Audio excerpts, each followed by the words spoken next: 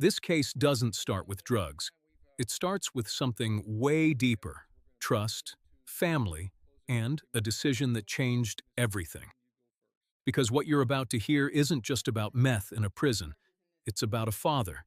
And the moment the system says, enough is enough.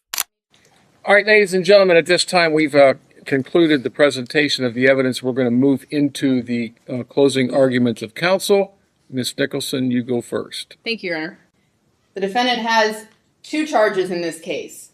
Count one is aggravated trafficking in drugs. That on or about July 28th, 2024 in Warren County, Ohio, the defendant knowingly prepared for shipment, shipped, transported, delivered, prepared for distribution, or distributed methamphetamine when the defendant intended to sell or resell. There's also going to be an additional finding. If you find the defendant guilty of this, you're going to ask if the weight of the methamphetamine equals or exceeds 5 times bulk, but is less than 50 times the bulk amount of methamphetamine. Well, you heard from Mr. Carney himself. Listen to how the prosecution builds this. They don't even need the drugs in his hands. They're painting a picture of control, a man behind bars, pulling strings from the inside. And the scariest part? It almost sounds believable. Code words, indirect orders, using someone else to do the dirty work. This is exactly how these cases are built when there's no direct evidence. The fact that they didn't make it any further into the institution, not relevant. Onto the grounds of a detention facility. There's no specificity. They have to make it into a cell. They have to make it onto the grounds of a detention facility. And they were dropped in the women's restroom of the front entry of Warren Correctional Institution. He's not in a position to do anything himself. He's sitting in prison. So he needs other people to do it for him.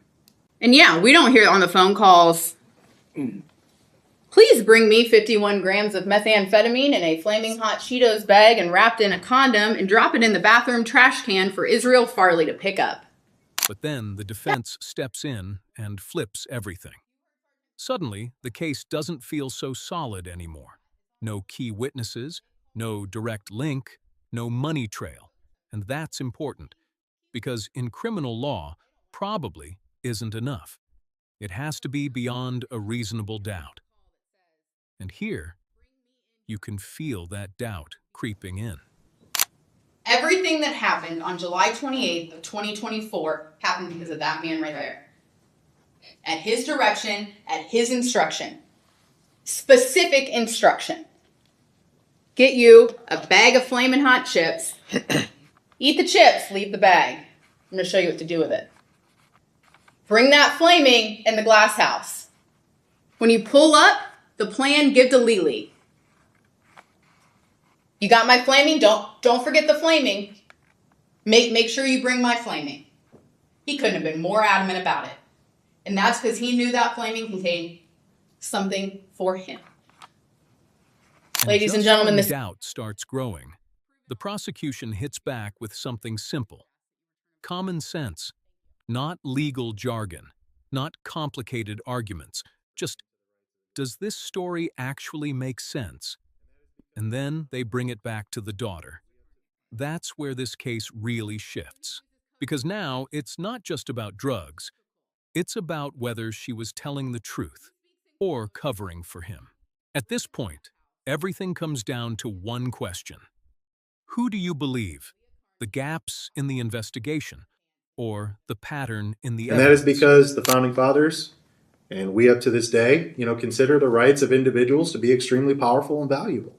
Right? It is the burden of the state. I've been talking about this since the first time we spoke. It's the burden of the state to prove beyond a reasonable doubt the allegations in each and every case. Ms. Nicholson just pointed out, hey, it would be preposterously foolish, right, to mention drugs directly on a call, because that's going to get your calls flagged. Mr. Carney must be speaking in code. However, he's explicitly talking about Cheetos bags over and over and over. He's such a clever operator that he would never deign to mention drugs, right? But on the other, he's talking about the chips. And so, I just want to point that out. I think it's indicative of kind of some of the assumptions pretty conclusively. Where was Mr. Farley's testimony, right? We never heard from White Mike. We never heard from Adrian Johnson. Right? We don't have body cams of setting up this alleged decoy. We don't even know what was in the decoy. We never heard from Mr. Farley. Mr. Farley is the one with access to that bathroom, who had either drugs or what he thought were in fact drugs on his person. We never heard any testimony about any kind of connection between Mr. Carney and Mr. Farley. There's some idea that maybe they both know White Mike. Who's White Mike? We never heard from White Mike. We never heard any testimony establishing, even if Mr. Carney was in that horticulture class, was Mr. Farley? We don't know. We never heard from anyone in that class. See you later. Right? The Kalia intended to visit her father that day. She was taken to the wrong jail, wrong prison. Lebanon and Warren are right next to each other down the street here. She was taken to the wrong one. She had to walk in the rain. Right? She said herself during her testimony, she had to clean herself up. She went into the bathroom. She wiped herself off with paper towels. There were paper towels in the trash can. And we don't have any idea of who else was in the bathroom that weekend. We do know that that bathroom was last cleaned on Friday and then went back in on Sunday. Right? We have testimony that that bathroom is open to the general public. And just We like have that, it's over. Guilty on every count. No hesitation, no split decision.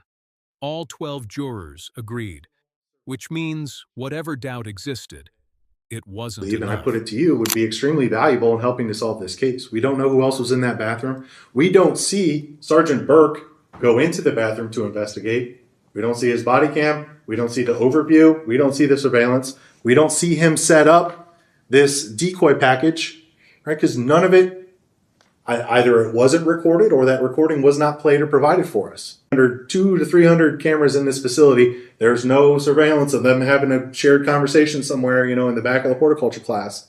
We don't know if they've ever spoken. No evidence of any plan to distribute anything. No cash out.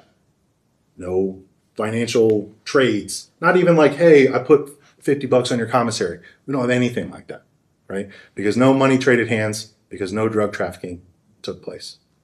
So, ladies and gentlemen, jury, thank you. Again, pay attention to the evidence and render your appropriate verdict. Thank you, Mr. Brenner. Ms. Nicholson? Adrian Johnson says she's got a bag of Flamin' Hot and an egg roll.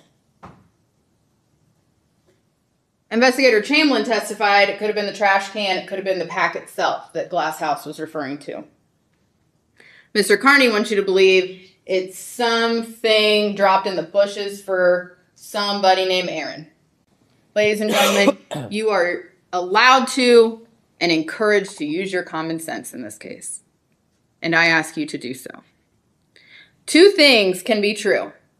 Kalia could be there for a visit with her dad, and Kalia could be there to drop drugs on her way in. But the fact that she was there for a visit, why would she have a visit? Well, you heard it is probably the most common way that drugs are brought into the prison is at a visitation. So the fact that she's on the visit list, and why would she also bring drugs to a visit? Well, that's how it works. It's the most common way for it to be done. And he wants you to believe that Kalia got up there and just 100% lied. Ladies and gentlemen, does that make any sense? You all witnessed her testimony yesterday. She looked like somebody who just completely made up that story. She hated being here. She's here because he made her be here. He put her in this position. And she got up there and she told you the truth. Because her testimony is consistent with the phone calls. Her testimony is consistent with the surveillance video. And her testimony is consistent with the messages she has with her dad. Do you know what Mr. Carney's testimony is consistent with? Absolutely nothing. It does not match any of the other evidence in this case. The defendant would have you believe he's talking about literal snacks on these phone calls. Bring me chips, bring me Gatorade. I just love Flamin' Hot chips. They're my favorite. So I guess it's just a coincidence that somebody used that exact same time frame as we're talking about to drop off 51 grams of meth in a condom that looks suspiciously like an egg roll, in a Flamin' Hot chips bag, in the bathroom at Warren Correctional. at the same exact time his daughter's there. Even That's now, just- he's not admitting it. He apologizes, but still says he's innocent. And that's a strange moment, because you're watching someone accept punishment without accepting guilt. Philly to prison investigators as the person he's there to give it to. Ladies and gentlemen, just because an explanation is the simplest one doesn't mean it's wrong. Then it is so important, this bag of flaming hot chips that are literally just food, that he calls Adrian at 12:30 in the morning. That silver sedan starts to pull out of the parking lot at 3:30 and some seconds. 3:31, she's already messaging her dad. He wants you to believe it's now about some visit form that she clearly did not have. Okay, you okay? And you leave it? Again, he wants us to believe this is a visit form. Yep, it's secured. I was on right side. Clea told you that was the right side of the trash can. She's also in the bathroom on the right side. Nothing about that message reads like we're talking about a visit form. Kalia didn't tell you. She didn't mention anything about a visit form. Her testimony is undisputed. You haven't heard anything that contradicts her testimony other than the self-serving testimony of the defendant. The state has met its burden. Use your common sense. Look at what evidence matches, what evidence is consistent with the testimony that you heard in this case. Based on all of that, the state is going to ask that you find that everything on July 28, 2024 at Warren Correctional Institution began and ended with Kenneth Carney. And we're going to ask that you find him guilty. Thank you. Thank you. In the matter of the State of Ohio versus Kenneth Carney, the verdict form as to count one reads as follows. We, the jury, being duly impaneled, sworn or affirm, find the defendant, Kenneth Carney, guilty of aggravated trafficking in drugs as he stands charged in the indictment. This verdict form is signed by all 12 members of the jury. As to the additional finding to count one, we, the jury, find the amount of methamphetamine involved in the offense was equal to or in excess of 5 times the bulk amount, but less than the 50 times bulk amount. This additional finding is also signed by all 12 members of the jury. As to count two, we, the jury, being duly impaneled, sworn or affirm, find the defendant, Kenneth Carney, guilty of illegal conveyance of drugs of abuse under the grounds of a specified government facility as he stands charged in the indictment. This verdict form is also signed by all 12 members of the jury. Does the state want the jury polled? No, Your Honor, thank you. Does the defense want the jury polled? No, Your Honor. Before I pronounce sentence, anything from the state? Your Honor, the court heard the testimony in this case. The court's aware of the facts. The defendant has an extensive history of drug trafficking dating back to at least 2006. This was 51 grams of methamphetamine that he got his daughter with no criminal history to bring in to the Warren Correctional Institution for him. And the court heard his testimony. So we would ask you to consider all of that and impose a sentence of at least 6 years. Mr. Brenner, anything on behalf of the defendant? Thank you, Your Honor. I've gotten to know Mr. Carney pretty well over the last couple months I've been on this case. I think he's a polite man. I think he's an affable man. I know the court's aware he's been transferred to Lucasville. It's a much higher security level. I know that is not enjoyable for him. I think he's already faced some consequences. I would ask this court to issue an appropriate sentence on the lower end, as I think it's notable. Obviously, none of the contraband was ever actually possessed by Mr. Carney. Mr. Carney, is there anything you'd like to say before I sentence you? I'll just apologize. There's nothing I can say. But apologize to the court. I have nothing to do with it.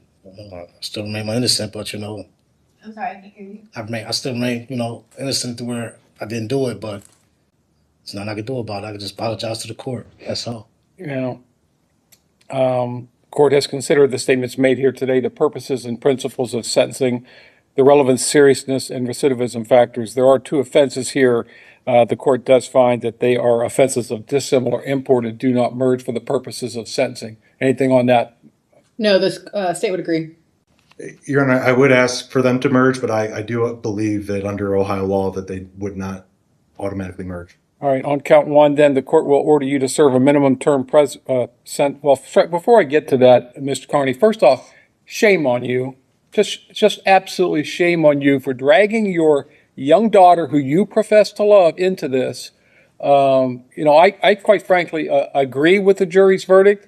I don't often do this. This is probably the second time in 10 years that I've actually sentenced a defendant in front of a jury, and I'm doing it for a reason. Because just absolutely shame on you for putting your daughter through this and having her face an indictment with mandatory prison. Luckily for you, I think that the state, and I think we're going to do it on Thursday, her trial was set for Thursday, as you probably know. If she gets convicted, I didn't have a choice but to send her to prison. She has no prior record. Why would you drag your daughter into that, who has your grandchild at home? 4 months old, 5 months old? Why would you do that? And that's a rhetorical question, Mr. Carney, because quite frankly, I'm not looking for a response at this, but I'm just scolding you because I think it's shameful for a parent to drag, and we see these cases all the time where they talk these young women, but to talk your own daughter into doing something like this is just absolutely disgraceful, in my opinion. Your record dates back to 2001, your criminal record. So you have a criminal history of over 25 years. This is your third conviction for aggravated trafficking. 3. You're not learning anything. So the court is going to order you to serve a minimum prison sentence of 5 years, a maximum prison sentence of 7.5 years. That has to do with Reagan Tokes, as you probably are aware. And on count 2, the court's going to order you to serve 36 months, that to be served concurrent with count 1, but consecutive sentence to your current sentence. So I'm adding on 5 to 7.5 years to your. The judge says what nobody else said out loud. This wasn't just a crime. This was a betrayal. Dragging your own daughter into something like this, risking her future, her freedom. That's what hit the hardest in this entire case. And in the end, the sentence isn't just about drugs. It's about consequences. Not just for him, but for the family he pulled into it.